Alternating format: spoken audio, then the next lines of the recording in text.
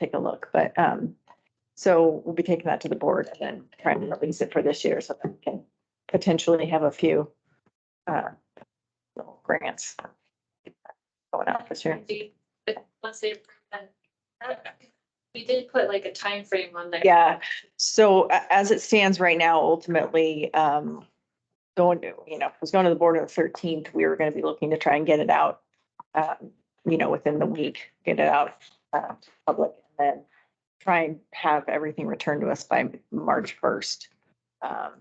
So we'll see, we may have to adjust that by a couple of weeks. So really, I mean, sounds like we'll probably only have a quarter's worth of, funding opportunities for this fiscal year. See who we get and if there's any interest and involvement this year.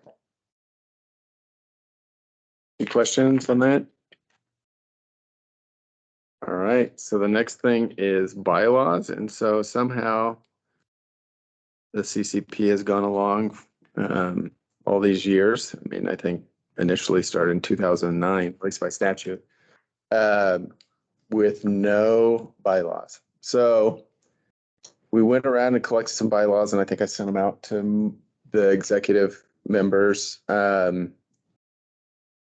I came up with a sample, and we'll send these out so that, I mean, I didn't intend on us voting on this today.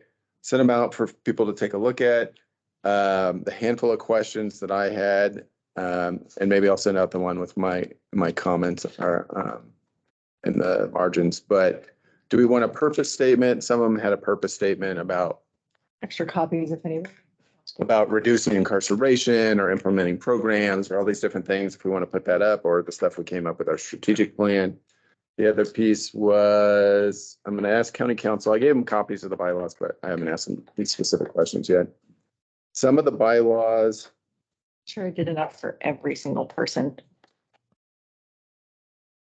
Some of the bylaws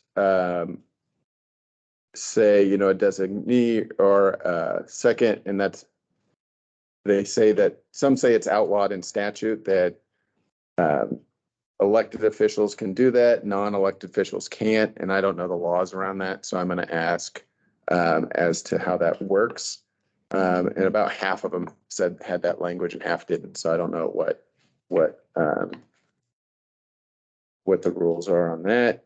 And then I put on regular meetings, whether we should put a minimum number of meetings per year. Some of them just say that the executive committee will set it at the beginning. Some language changing about setting the agenda. I think I changed it from, put a comment about 2 weeks instead of 1, just so we have time to post it and have time for people to get feedback. And in the funding request section, just to add a section about the innovation fund, because there's a additional funding request section, but it doesn't mention specifically the innovation fund. And since we set that up, that once approved, maybe we can include that in the bylaws. Any questions about that? And then hopefully on the next meeting, we can vote on that and then we can put that away.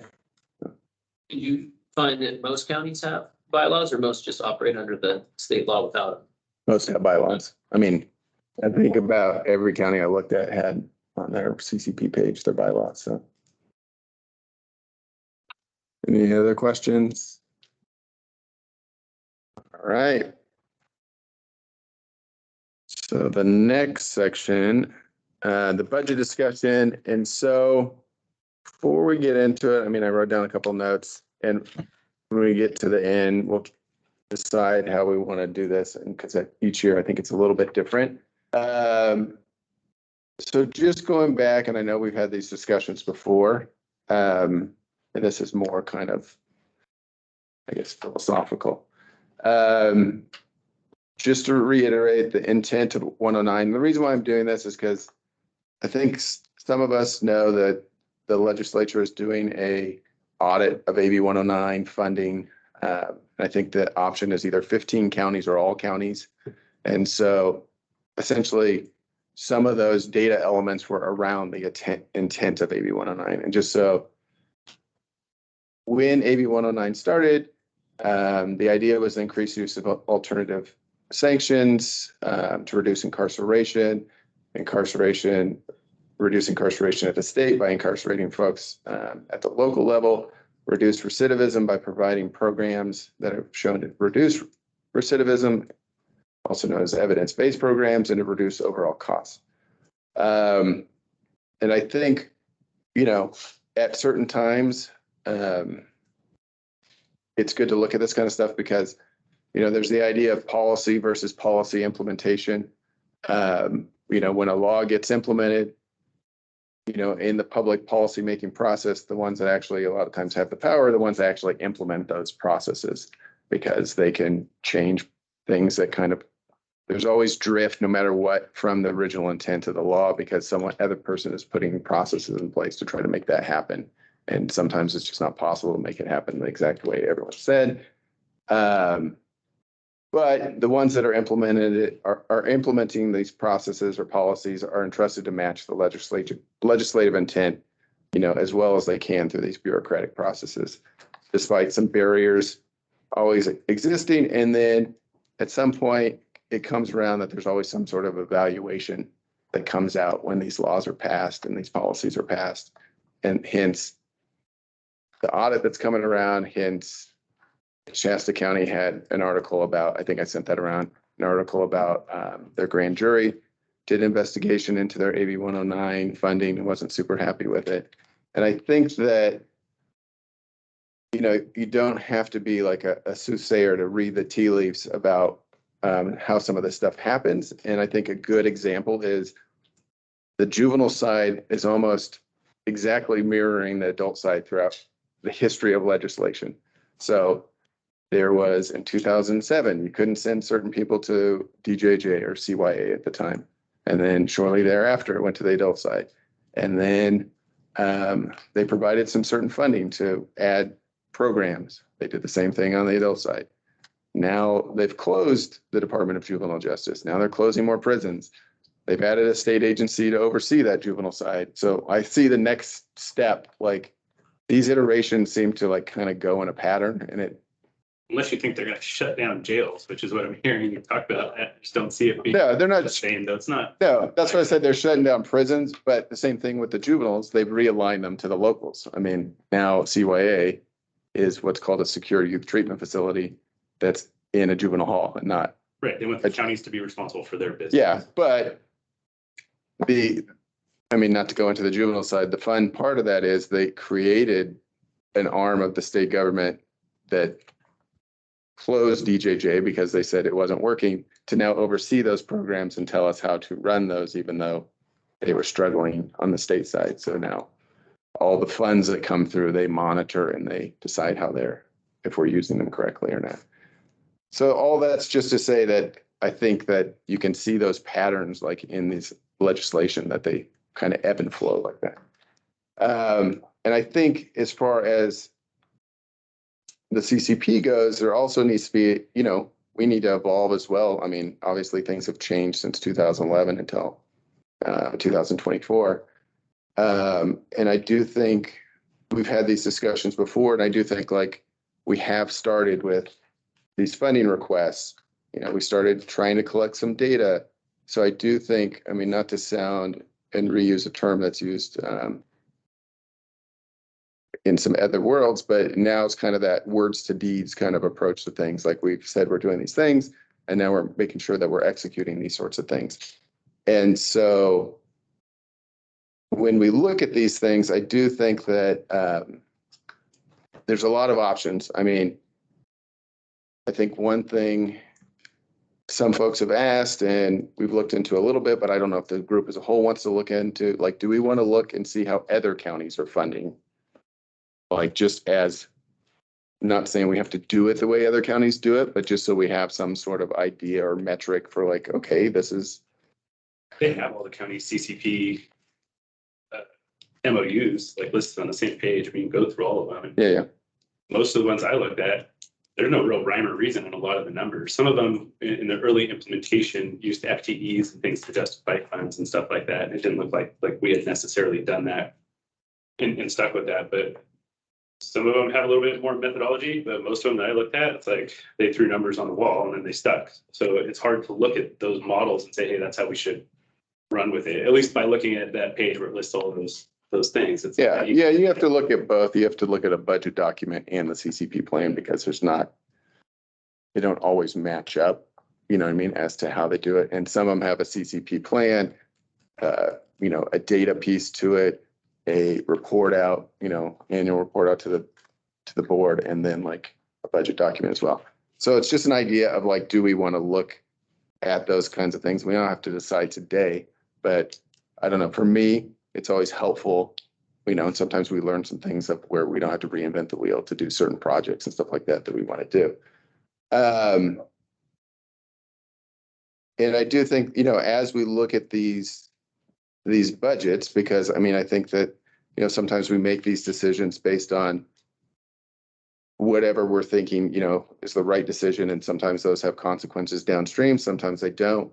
But no matter what, when we're looking at it in budgeting, like if you pay for one thing, you're making a moral decision not to pay for something else. Because same within your own personal budget, when you buy something, you can't buy something else. At least that's how mine works. Maybe, credit card? Yes. So as we look at them, those are the things we have to think of like, we're obviously putting one thing in front of something else that we want to fund. And also when we go about this, I know some people said in their requests that CalAIM might have an impact on some of these requests moving forward. I think behavioral health put that in theirs. And we also have other documents moving forward that might help us because we did have a cost benefit analysis that goes into some of the things that we're spending money on. And, is there a cost benefit? Is there not? How do you figure that out? And all those sorts of things. And so I just think that each time when we go through it, and I think we've gotten better to where it's not just kind of the status quo, we're actually looking at the stuff. We're looking at, what we've done this last year, what's been effective, what hasn't been effective, and how we want to move forward. And so I guess the last piece of that, or maybe I'll wait till the data piece if we get through, or I'll add it now. But we had talked about, we looked, some other counties do kind of a presentation usually towards the end of the year of like each department that got funding does a presentation to the CCP on here's what we funded, here's what we did. And so that people have a better understanding than just what's on the piece of paper as to what occurred. And a part of that is, I think, making sure with the data piece that data group is working, and we have some ideas to kind of to boost the productivity of that group, I think, once we get to it. So all that being said, now that I sat here and rambled for a while, do we want to each department kind of go through their highlight what they requested? Do we want to just go through the new requests? Do we want to, everyone's read them and they're ready to vote? Like, how do we want to approach it? Or is there any feedback on that? Ryan, Carrie? I have to say, I gotta prioritize being in there in person because when everybody looks up at the screen at the same time, it's a little bit disconcerting.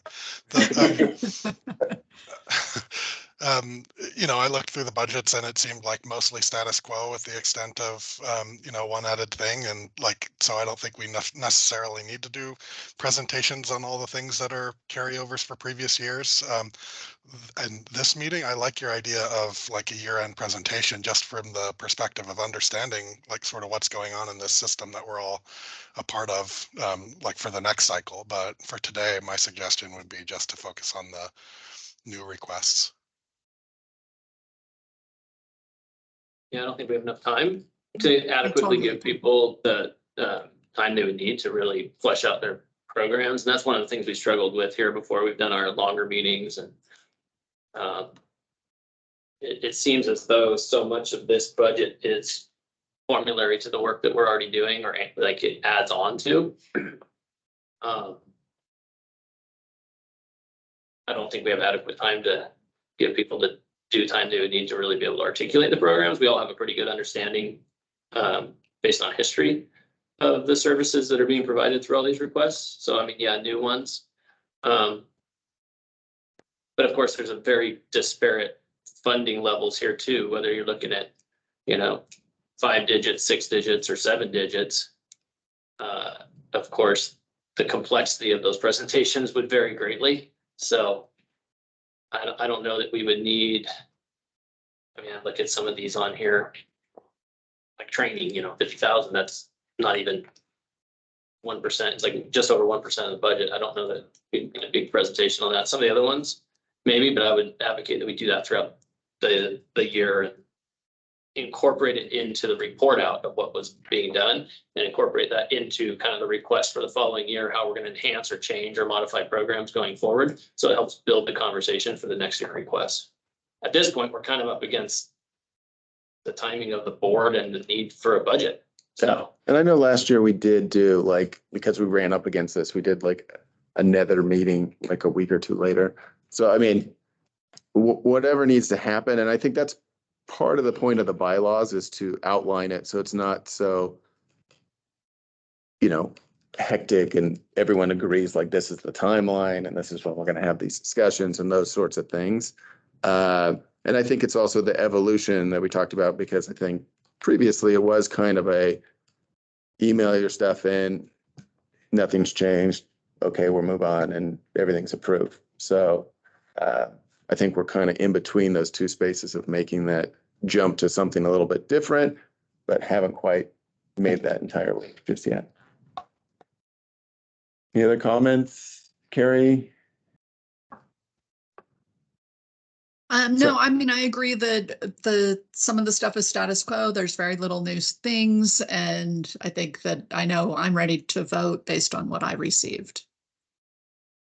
So how about this? Because there was some questions. We went through them and we had some questions and I reached out to people individually. So the 2 new ones are from us, so I can go over those. And then if there was anything that popped out question wise, maybe I can just let folks know. So I'll start on training, like Alex said, which is, maybe have it. It's buried in here somewhere. So anyways, the idea around training was to fund that we could have CCP specific training. So one idea that we are already funding this year would be to have a training on kind of an EBP 101 that I think we talked in here already about, a training on pretrial, which, is the DA's office had asked for, as well as the bench. We had talked about, and then any other trainings that are kind of CCP specific. So one that I thought of relative to the data group might be for everyone, kind of a data literacy training that just goes over kind of basics of, what's a correlation, what's input, what's an output, those sorts of things. So everyone's speaking that same language, and it's kind of the same idea as the EBP training. And like I said, those trainings that we've already scheduled, where probation is going to pay for those because it's in this fiscal year, because we need to make them happen this year. But what was I going to say? So same line of the EBP trained, like some basics, just so we're speaking the same language. And so that goes into some of the questions that I had in some of these requests were more so not specific to the request, but just so we're speaking the same, like when the public defender and the DA, and I don't know why I chose you two, because maybe you're not speaking the same language, I don't know, but when they say this is evidence-based and this, we do this, that, and the other, that it's the same exact thing. And then we're talking about the same kind of process and we're talking about the same kind of language. And since they were the same request, for an attorney for collaborative courts, one on the DA side and one on the public defender side, that those requests probably would look fairly similar relative to the backup kind of for those requests relative to, fidelity to the collaborative court model and that sort of thing around it being evidence-based. So that's the piece relative to training. And I think I put in here that if we decided on a training, it would be specific to the CCP, and the CCP executive committee would vote on whether that would be something that would be funded out of here. So if it was like, I want to go to, CNOA in Vegas or something like that, then you might go, okay, well, that's not a CCP training. You pay for that yourself, that kind of thing. Good try. Yeah. So any questions about that? Specific training set. that No, it's kind of like the innovation plan, like it's open. And we try to, like with the EBP training stuff, we try to like find someone that was already out. So the guy's coming from South Carolina, but he's already going to be in like 3 other counties or something doing other work. So we try to cut those costs because he doesn't have travel costs, those sorts of things. So just be necessarily probation staff. yeah, and so the idea of the EBP 101 would be public too. So like CBOs and other folks that want to apply for the innovation grant and those sorts of things. So they have the right kind of knowledge to be able to approach those things. I mean, the same with kind of the data literacy, like you'd hope that, our providers would also come so that they know, like, if any of us in one of our contracts said you have to provide these data elements, that they at least have some basic understanding of what we're asking for. So any other questions? All right, and then the other one is the pretrial. So the reason why we asked for pretrial is that the pretrial funding, so essentially we're a vendor for the court for pretrial. The way the law works is I think we get right of first refusal kind of on operating pretrial. And then if we say no, then you could go out to a vendor. For a variety of reasons, we did say yes. And the way that the funding is, it's locked in based on county size. So we fall in the small county category. So the court gets $200,000. They can keep up to 30%, I believe. And last year, you didn't keep anything. And then the rest can go to whoever the vendor is, us in this case.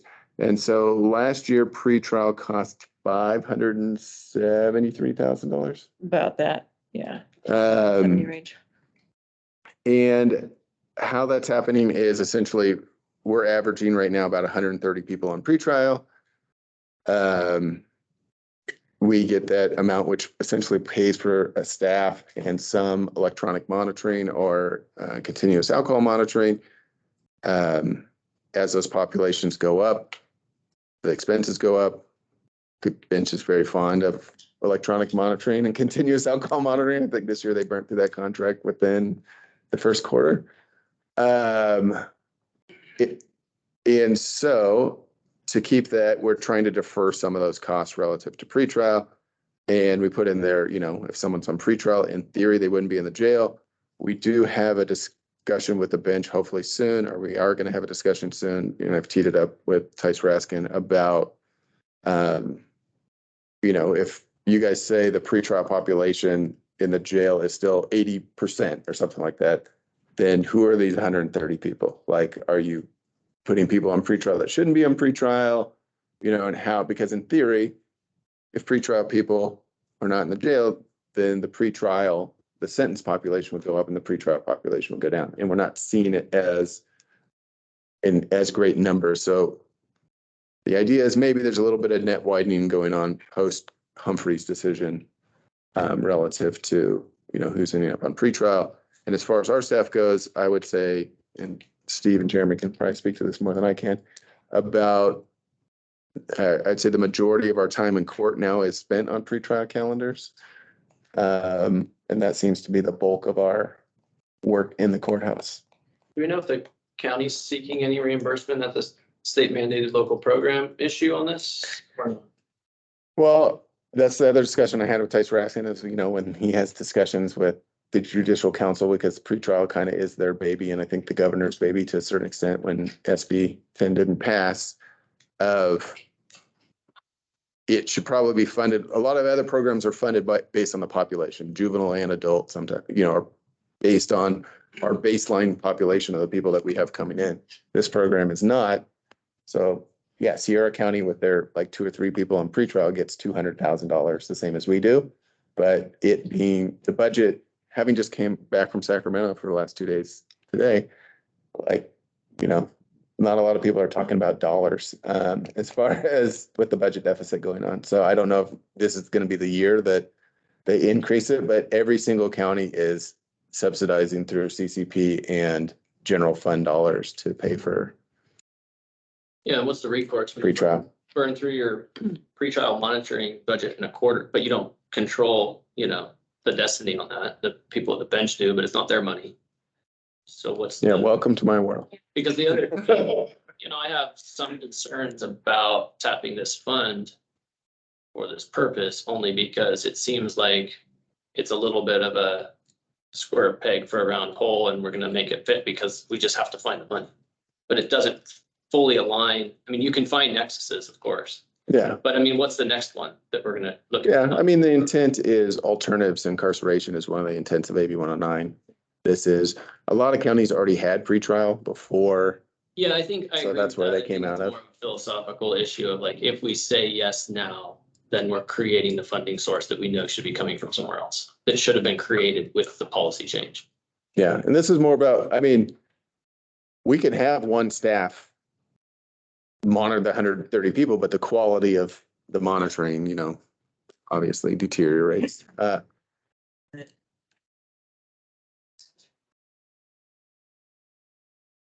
I make a comment and ask a question? Sorry, Ryan, misdemeanor cases that we OR at our level that aren't even being supervised, and we're not having, to my knowledge, anything major happening with that population. So, and that was discussion through the courts years ago on our criteria for a jail release on OR on a misdemeanor case. And maybe we can look at that criteria so that it's not a supervised release from a judge, but it's released by order of sheriff. And we're having those discussions. I mean, there's an education piece. That's why we're having a pretrial kind of reboot. And we met with the judge on Friday, and she, being new, she asked like, what's the difference between OR and pretrials? So it's, there is that education piece, and we did, Mike's not down here right now, but I did have him, he wrote, I don't know, 40 or 50 memos to get some people off pretrial, which they did because they were doing fine. Right. They would have been OR. They actually rated OR on our assessment tool, and they took them off. Yeah, and that's why we have the dip. Like I think I said, the ADP was 77, but then it went straight back up after that. And a lot of the people that get on pretrial, Meryl probably knows this better. Like a lot of them have been released from the jail, and then they come out of custody, which is kind of a nuance to Nevada County, and then they put them on pretrial like after they've already been out for a month or two. Yeah, that's a. Is that evidence-based? No. Right? Yeah, and so, I think we have an opportunity with, 2, possibly 3 new judges here shortly, and there's an education and a piece to that goes along with it. And it's just, I think, growing pains of learning the program and going through that process. But as, other people commented, but yeah, I sit in the position where there is a code section that says that I report to the court, and there's a code section that says I report to the county. So there's, but one has the money and one doesn't have the money too. So there's those kind of Right, pieces and of it. that's good into the same conversation we've had since probably, but it doesn't cover the cost that I have for those here. And since it's not close. Yeah. But we do what we need to do to make sure that we're safe in our courthouses, but Yeah, that people have access to justice. But again, that's not part of, again, the CCP budget process, but that is a discussion that I have with the board every budget year. yeah, and this amount doesn't pay for the entirety of pretrial. And I think the way we came up with that dollar amount was people are actually tracking their time, right? Oh, yeah. PCMs, yeah. So, that doesn't cover it. And then Ryan, you had a question? Sorry. Yeah, and I'm sorry, the audio, it's really hard to hear the sheriff, and I apologize if I spoke over you earlier. Uh, just to Alex's point about the unfunded mandate, I think because this is technically like an option for probation to provide this service, and also because it's related to a court decision, it wouldn't qualify for that. But I am super curious if like this is all probation departments in the state are fulfilling this role, or if any other entities are doing it. There's a carve out in the law because I think San Francisco and Santa Clara since Santa Clara. Yeah, Santa Clara since the beginning of time have had a separate entity. I think in both Yeah. cases it's a government entity, but now there's some problems with some execution of some of the new elements, is what I've heard in Santa Clara, and with the increase of the use of pretrial as well, that they're kind of being overrun to a certain extent. And I think LA is also not encouraging that we do anything that Los Angeles does, but I think they're also asking for some sort of carve out this next year or two. For a separate. Yeah. But everywhere else, it's probation departments doing pretrial. So it's an option, but not really an option for Nevada Yeah, County. because I mean, yeah, I mean, the way they make it with the assessments and other things they have to do, I mean, I think it'd be hard for someone to set up shop and come out of the gate and do it, but because there's a lot of rules around it as well. Right. All right, is there any other questions on pretrial?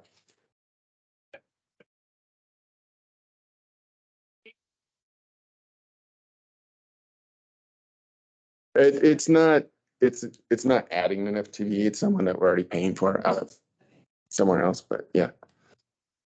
On the conversation of the AB 109 stuff, because we get into what qualify for and that some of the stuff that gets overlooked too is if somebody's sitting, and we'll call it pretrial. So again, the argument of this is an AB 109 person, if they're clearly on a different case, they're AB 109. But they've reoffended, come back in, they're pending their whole case, like Layla Callahan, for instance, multiple times, because I think she just went in and went back out again. And then we're not saying that. It's Amy's fault. Yeah. It's on the public law. Anyways, like, so somebody comes back in and they're not being accounted as an AB 109 inmate, but we surely are taking care of somebody who is supposed to be under the AB 109 program. And so those things don't get accounted for also. I lost you for a second on the first part of with Layla on that. Well. Yeah. The occupancy rating and the label of what that person is while they're in, they're not listed as an AB 109 inmate because they're in on fresh charges of something else. Right, their incarceration status is based on the newer charge, even though they are a caseload still. Yeah, it's a pretrial. It's an impact on us still from AB 109. Because if Program's pre-alignment, successful. you wouldn't be having this, right? But yeah, I mean, I think and that's where I've had some, sorry, I don't mean to. No, you. For a long time, when I first started sitting on this, I felt very confused and kind of strongly that like this is for this population. But was you look, and I think that's what bylaws help. When you talk about the intent is reduced recidivism, among other things, which is where, back to the pretrial thing, I would rather have a well-functioning pretrial program than just a Humphreys, assessment with no follow. So. Yeah, and I mean, But I struggle a little bit, like to Sam's point, that's not really, like, what percentage of the average 130 are more like realignment, 1170H qualifying offenses? yeah, and I mean, Very many. I think there's a lot of kind of chicken or egg kind of discussions around that because it's, yeah, true. It could be like someone's in on a parole violation, but it's because they committed a new felony or whatever. Would they have been in if there wasn't realignment? Would have they sat there like they used to and then decide whether they're going to go back to say prison or not? You know, like all those kind of those decisions. I was only bringing it up because there's cost on us that's incurred that isn't tracked. And so when we're trying to, we get the conversations of, hey, justify costs and justify tracking things. It's just not so black and white and clean. And so there needs to be more sit down conversation for it. But there's arguments on both ways of that. Hey, it's tracked right. there's costs that just aren't acknowledged that come from this as a byproduct that we can't just show you on numbers all the time because, Yeah, and and I want to bring it up to, it's open for conversation. And I agree with that. And I think that that's why some of these kind of changes that we're trying to make on the CCP make some more sense of how we're looking at that and how we're impacting the particular population. Because, this is about, I think for years we've looked at, post 2011, like that realignment is kind of just what we do now. We used to treat it differently. We used to have these special realignment PRCS meetings. And it's just kind of what we have to do at this particular point. So to look at those things and how we fund them via, specific to an ADP of 5 parolees that are in the jail, it doesn't really, I don't know if it makes sense anymore of how we initially set some of those, systems up. So I agree with Which is why we try to change like how we're showing the things we're doing and the goals of bringing evidence, based and trying to, it's hard for us to show evidence-based because we'll start a program and then to track it, they get out and then they're under your guys' realm and you guys have case management. If we called somebody and said, hey, tell us how your program's going. They'd be like, yeah, I'm sorry, who are you? So we have some of these difficulties where if you guys have at least a year or 2 years for case management, we lack some of those. So, we look for an evidence-based program, but then on top of that, at any day for pretrial release, they could be released out of our custody. And so you invest $1,000 in this inmate to start this program. And then tomorrow they're sentenced and they're walking out because we held them for 200 some odd days, but then the court finds that they're sentenced, their max time has already been served and they're walking out the door. It really is, it's difficult for us to show those things and we're all for it. And we're trying to create as many programs as possible. But as a pretrial, like detention facility, which is what it starts to feel like a lot of times, very hard to do those things. And so we just want to match what you guys are looking for from us, but we need feedback, I think. Yeah, and I think that's a part, that's a good tie-in to kind of the data piece again, is that one, I'm assuming that with the state auditing, because some of those metrics are how many AB1, like there'll be a definition of like where those people fit in. So I think even locally, part of that data group is making those definitions. And we struggle with it even internally, that we've gone through every single I haven't, Meryl has, I think. Gone through every single kind of data element and defined to staff, even like what it means and even like putting it in the same way, and those sorts of things so that we have a common definition. And that's kind of, again, with like the evidence-based practices piece of like, what is our definition of evidence-based practice locally? Like evidence-based for reducing recidivism, evidence-based for increasing health outcomes or whatever it is, that we're all speaking the same language on that. But I do think, the data group could define. Yeah, the nuance is how you define when you have one person that does cases in the Yeah. county and some in another county.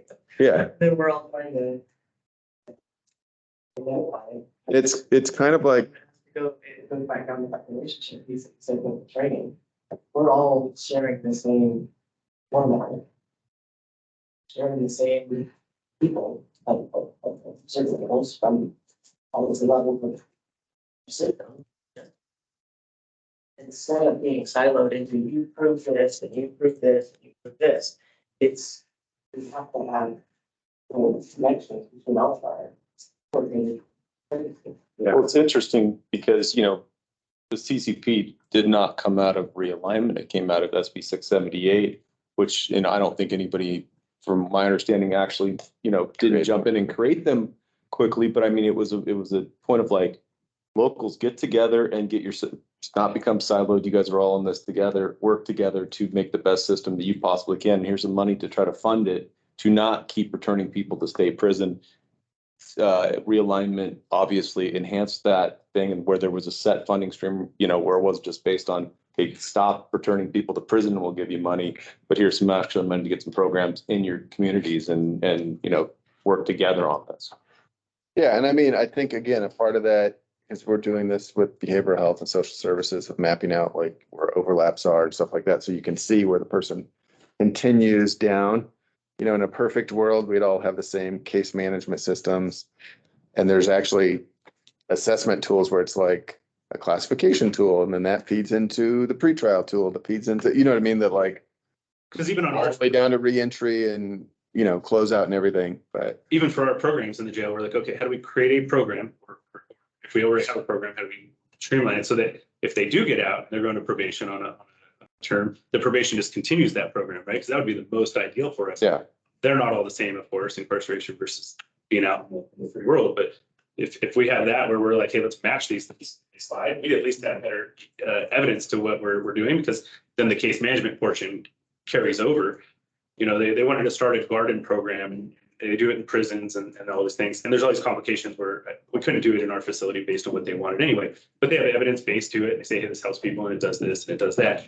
Is that what we need for our community? Maybe so we have something grows, but you know, it's like, but the point being is what if that doesn't help them slide into something when they get back out. Whereas like, you know, even if you had an HVAC program or something and they get an HVAC license and then you guys could follow it, make sure they actually got a job in that, then that would tend to show that. Yeah, and even if that- it wasn't on the webpage that says evidence-based, for our community, maybe that is evidence-based and we can prove the outcomes of those things. Well, yeah, and it's not, I mean, I like to talk about this stuff, so I can talk about it for hours, but Steve knows it.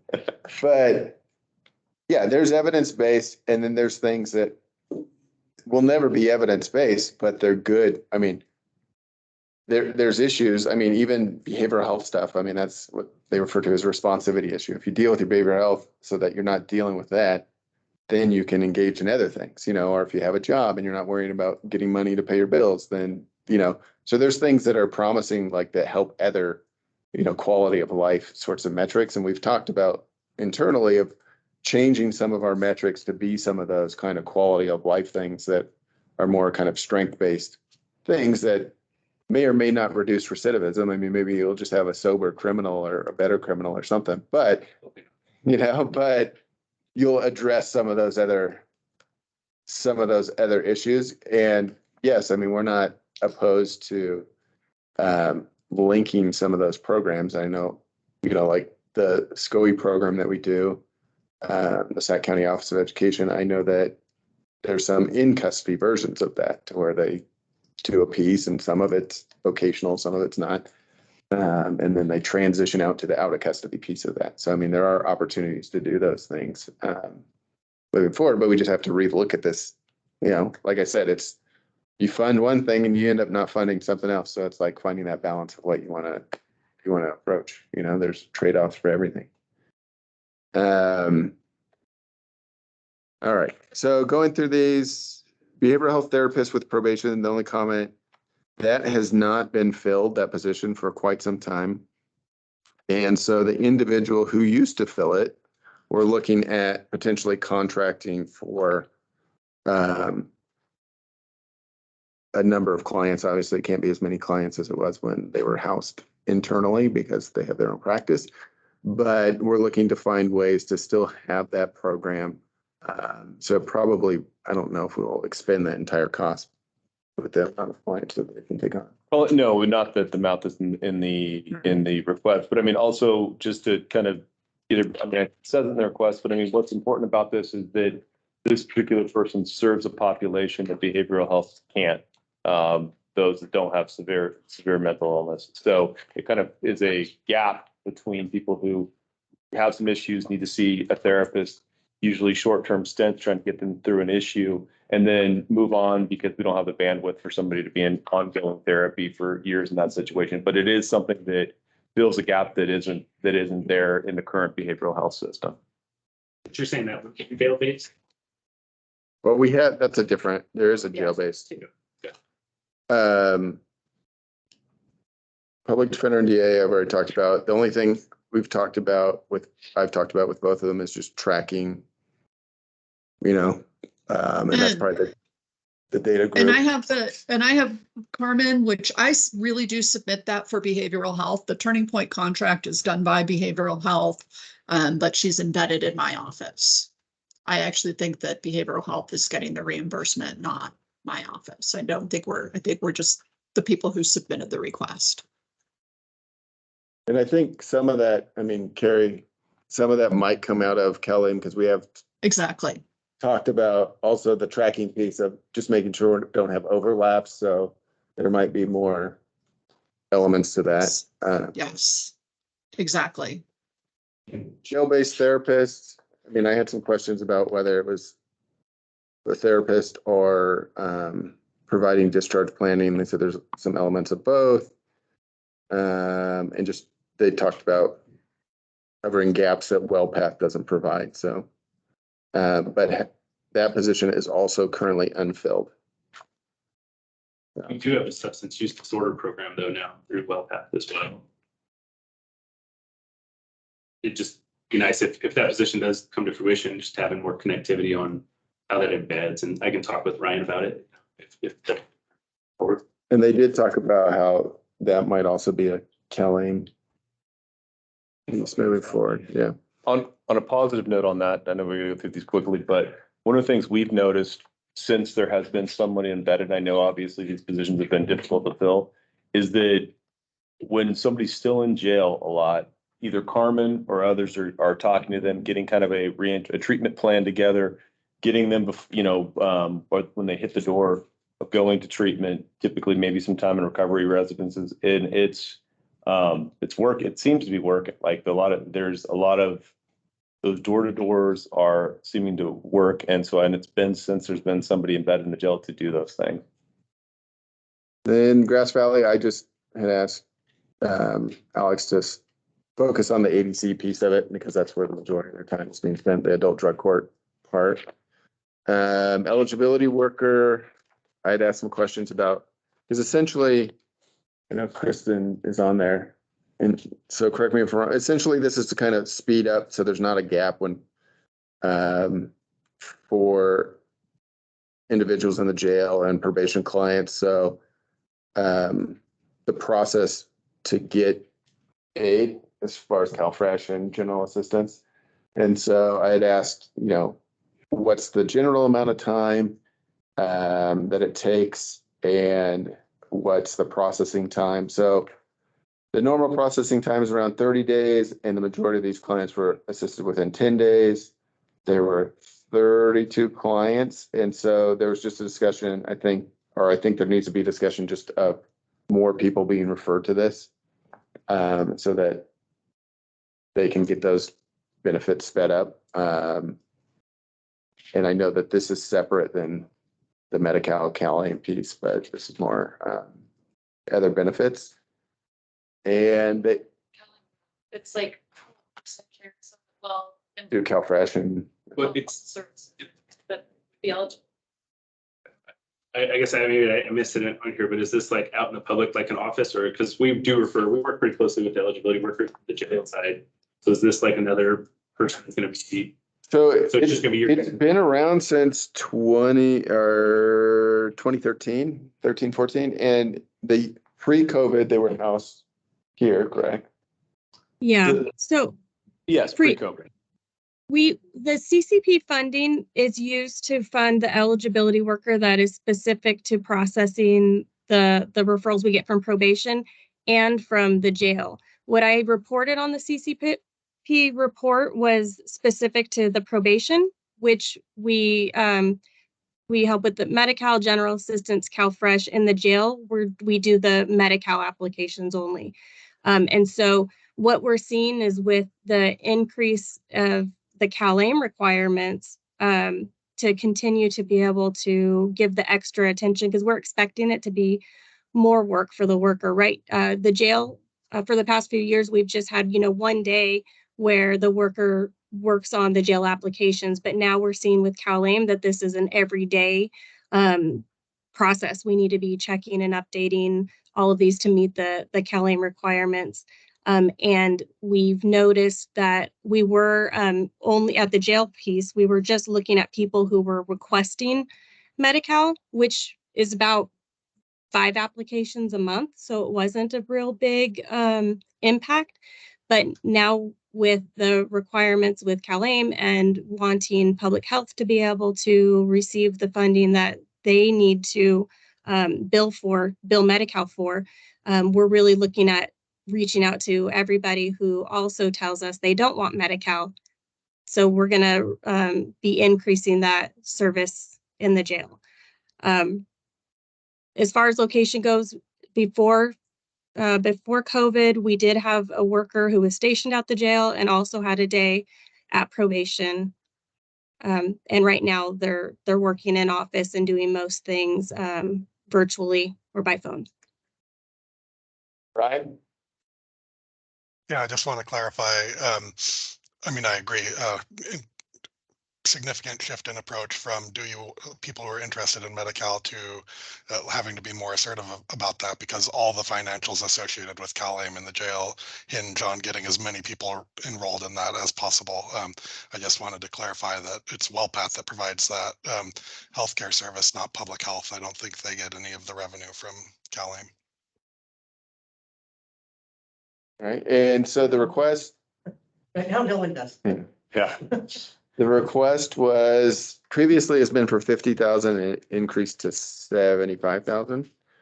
And the DA, I had just asked about, since some of the things changed, maybe changed some of the language about supportive administration requests from probation, since everything's paperless now. It's not saying that there's not admin support for the attorney that's in the collaborative courts, but it's not like we're not down there, pulling files and stuff like that like we used to. And at some point I was going to ask Jesse to give a presentation about Truckee Collaborative Court, just because I don't know anything about it and we haven't heard a whole lot about it, just to learn more about what's going on relative to Truckee Collaborative Court. It's actually not a collaborative court. It's the Truckee Community Project. Oh, it says Truckee it's- Collaborative Project. So it had Yes. pieces of all And of it. it's not a court really, but we are diverting very low level offenses with some of the CBOs and trying to get people what they need in order to get out of the system. But I mean, it's like the illegal camping, the drunken public, those sorts of offenses. Unicourt coming back. You're a part of that? Yeah. Do that once a month. Yeah, this is just some stuff that we've done to help us organize. Us big, basically PD providers. And what it does is it shows that the funding for the same as we have. MOU is the last once a month, meet the people to have them sign up to various goals that they would achieve. And if they achieve these goals, then we go to court and say, hey, we think you should do whatever it is the agreement was between the people. The info I gave you is the flyers that show that we have, that show the times, and a real brief outline and overview for you so you get an idea about what's going on. And then we'll send this out with the minutes so that people can see what it is. And then just changing some language, like I said earlier. Last but not least, the Sheriff's Department and Georgette and I talked briefly, and I think most of the things are stuff that we've already talked about, is just having agreements on language around programming and different things. And so we're all speaking the same language relative to what we're putting into our requests. And I think we talked about some things regarding Project Heart was in here. We have a Project Heart contract just to make sure that we're not overlapping on some of our stuff, because we have some changes that we're doing with Project Heart because we no longer have a SAMHSA grant and different things like that. Is the overlap a negative though? There's no, that what they requested was for non-probationary clients, so they gave us a request of funding. Yeah, and I mean, that might be a different discussion because, I mean, they still bill like, we don't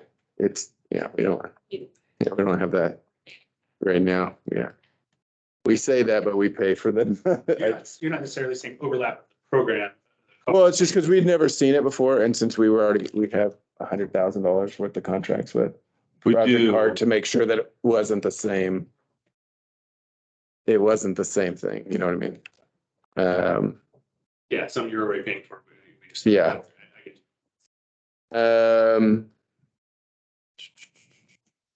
And I think the biggest change this year was changing it from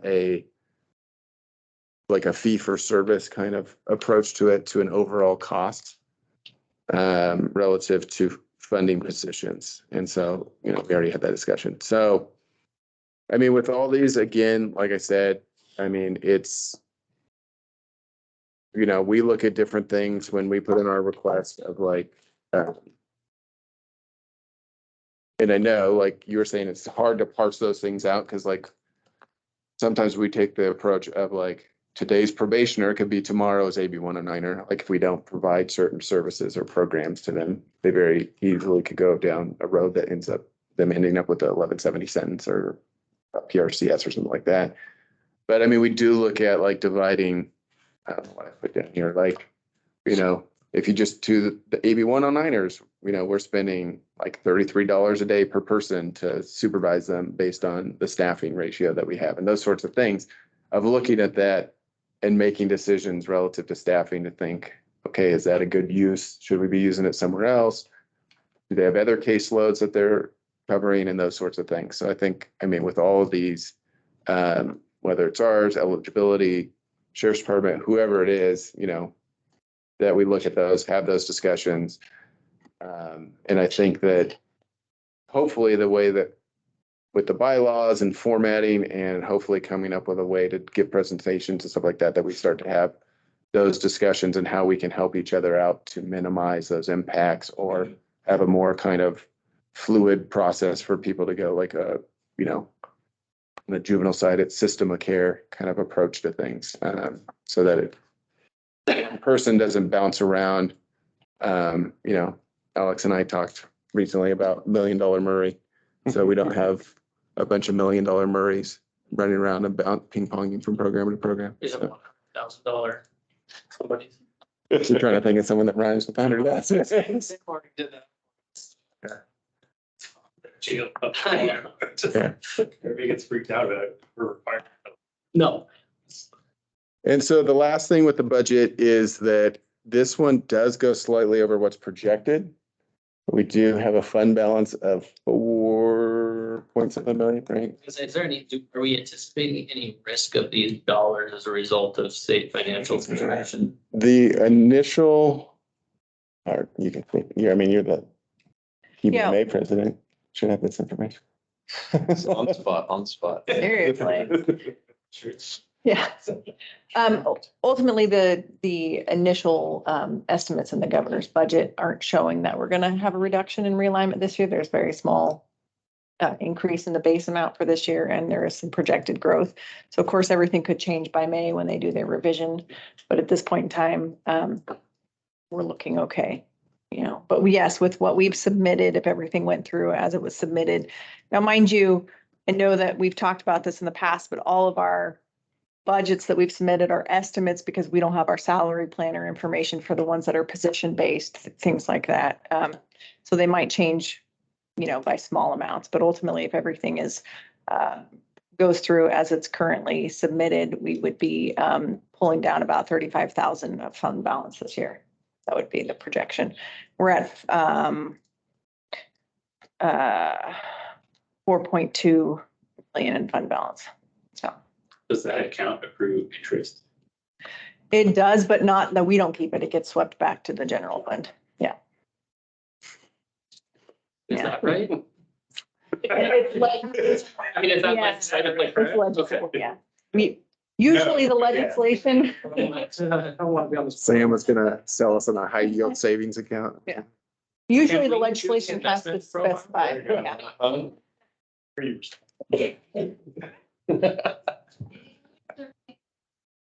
Draw on the fund balance again. It's about 35,000. I think the table, because I was cutting and pasting from before. So yeah, so I'll send out a revised one, but yeah, so but it's about 35,000 is I think you had sent out To the exact, the the updated. updated, but I think there might be some additional little tweaks to make to this and we'll send it out. So yeah, so it cuts into a little bit of fund balance, so it's not a huge amount, and that's not, I mean, again, not to spend money, but that's probably something else that they will look at in these audits. Yeah.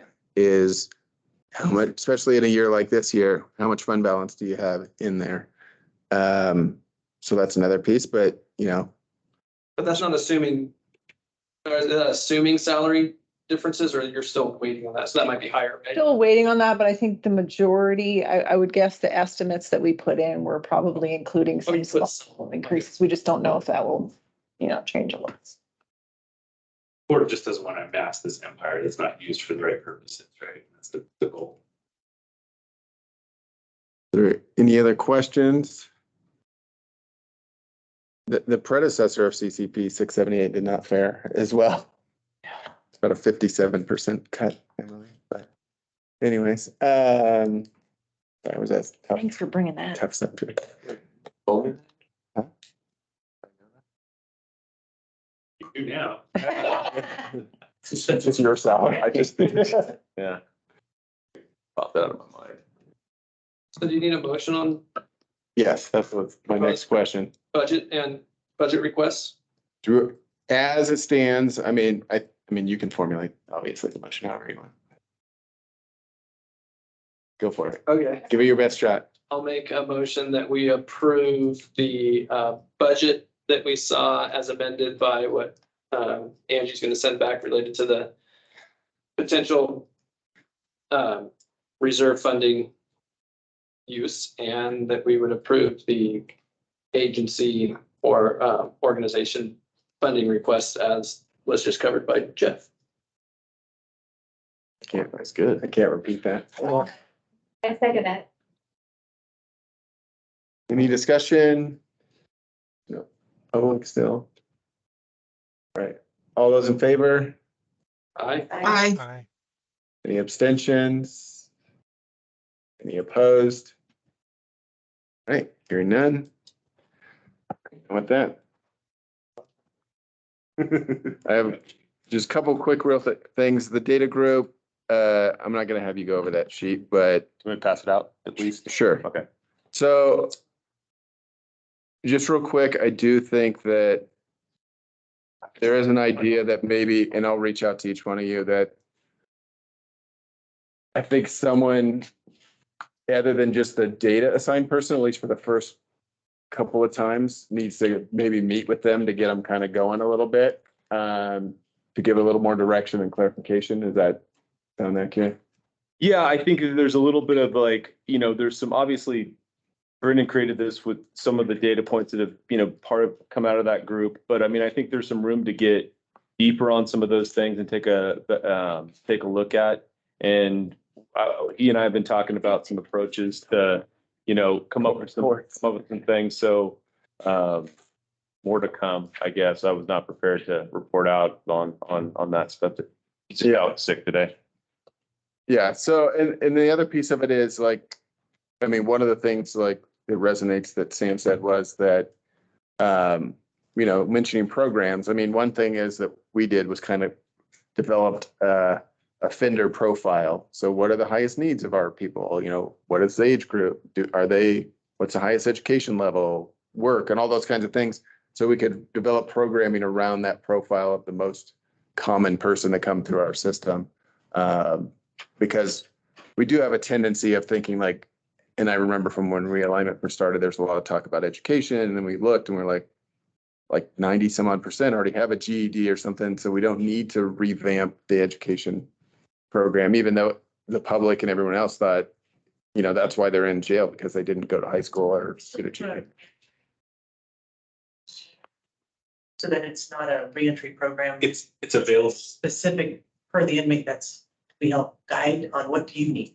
Okay. It's available to them, and then that is shared in the reentry group, but however they, Yeah. it used to be in person, but I think there Yeah. is, And that's the other piece is that we've talked about, and I think part of it's Cal-Am specific, is revamping that group a little bit. Because I mean, it went to virtual with COVID, and before we were all meeting in the same room and that kind of thing. So maybe kind of revamping that group a little bit. So. But you're right, though, what you said, though, we went into, I think we need to get education. We started trying to focus on this, then we started looking into it. The majority of our local inmate population Yeah. have a GED or high school. Yeah. And then you're like, okay, so for all the other folks. So Yeah. we're game for that too. Yeah, we're good. I mean, at probation, we're also good at creating solutions to problems we don't have sometimes, so, yeah. Training, and just to put this on your radar, I had talked about the EBP and the pretrial trainings in the plan as of right now, and I think the court sent me you sent me an email this morning about the 23rd. So I think the dates are the 22nd, 23rd that the trainer will be out here. Is that what it was? I don't know if you said so. On the contract. Here, I tell you momentarily.